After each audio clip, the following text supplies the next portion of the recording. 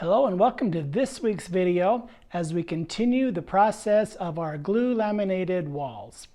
Who says blocks can't be fun and blocks are for only little kids? We're going to play with blocks today and we're going to have a lot of fun, so stick around, won't you? The next part of our mold making phase is to make our little blocks. And with these blocks are going to be spaced about every 1.5 to 2 inches all along the outside edge of our mold. That way, when we go to put our little pieces of bendy wood against them, then we'll be able to shape and be able to clamp each of our pieces in place here so that we'll have a nice tight form so that each of the frames that we build will be identical. We're going to be building 2 outside frames, 2 inner frames, and a center frame. Although I might change my mind on that center frame and actually put 2 instead of 1 singular one. We'll explain more of that later after we build our lamination. But let's go ahead and get on to cutting our blocks. I have them at about 3 inches long, 1.5 inches wide, and the same height as our bendy wood slats.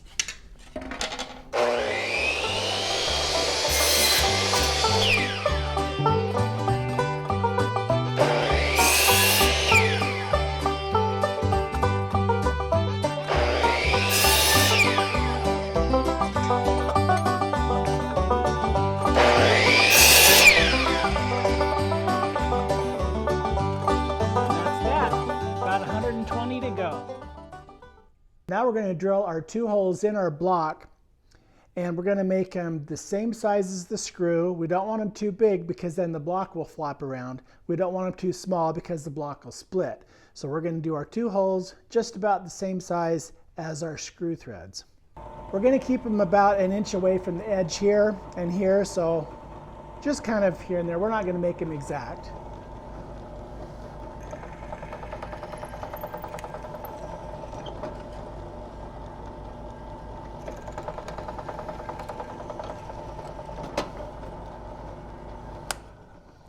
Now let's test that. Yep, it's got just enough grab on it. I think that's the right drill bit size. So I'm going to go ahead and continue to cut out our 120 blocks and I will get back. So we've cut the 2 holes in all 120 blocks, and now what we're doing is we're going back to each hole and we are cutting a bevel. Inside of, you can see there, the holes are beveled a little bit, and that bevel matches the bevel here in the screw, so that when we tighten it down, then it won't split out the wood right here.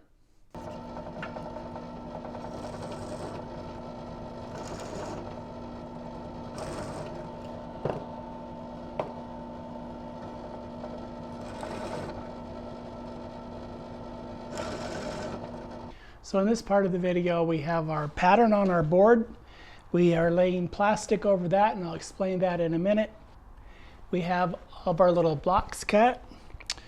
We have our screws. We have our drill. And now we're ready to go around our form and screw down our blocks.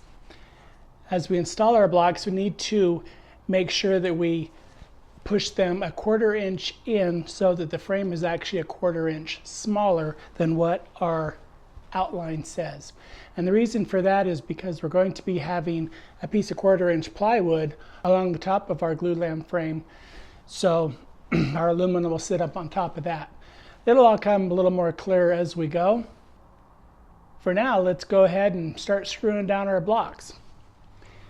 Now the reason we're putting down the plastic is because when we get that glue in between all those pieces of wood, it's going to spread, I think, everywhere and make a huge mess. And I want to keep our form nice and clean because we're going to be doing, 5 of these. So that's the reason for the plastic. We can see through it, but the glue won't stick to our form below.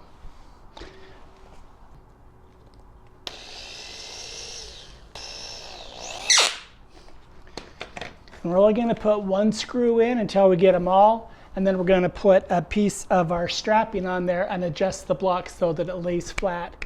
Our block lays flat against our strapping. So I'll continue to go on around here and I'll catch up with you in a little while.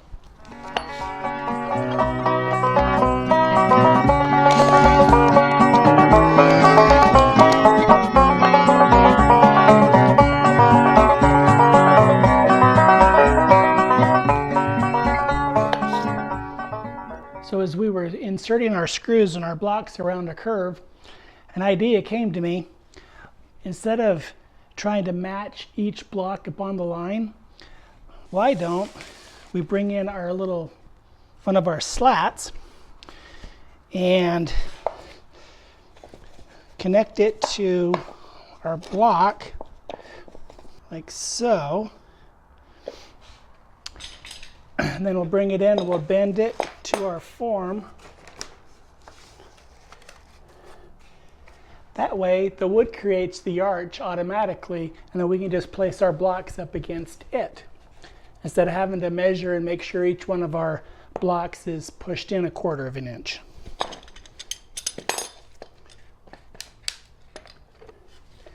Like I said, it's my first time for glue laminating, so we're kind of learning together, but this is I think those would be great. And then we can just stick it against there, put their screws in.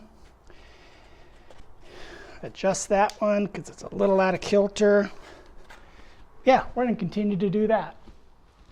So our technique of first attaching blocks about every 2 feet or so, just to kind of get our arc started, it worked out really well. And because we had to move it in 1/4 of an inch, because we need to make room for our plywood top, by doing those few blocks, then clamping our strap to those boards, and then butting up the blocks to our strap, really made it go easy. That way we're going to have a nice smooth curve. Let me bring you in and show you. So right here, we've attached our blocks with screws, and you can see that black line on the white. Well, that's our 1/4 inch offset that we needed to do. So by, again, attaching a block every couple of feet and then doing the fill-in blocks, we were able to get all those nice and equally spaced with a cord. Well, there it is, all laid out. We have our blocks all screwed down.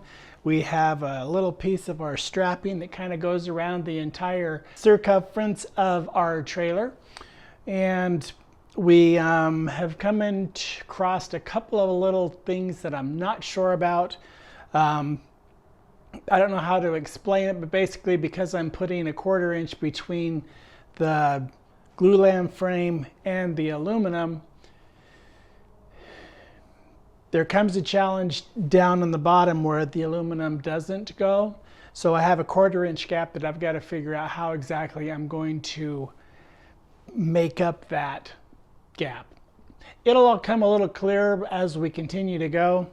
But right now, I'm excited that we have it all laid out, and when the time comes, we're going to be ready to do our glue lamination. The other 2 things we need to do is to put our columns, and we need to put our beams in there, and our plywood skirting is what I'm calling it, and how that all interconnects with our glue lamination. And then we'll finally get to gluing up our pieces of wood. Hey, thanks for dropping by at Fur and the Fan, and we'll catch you next week as we continue our build.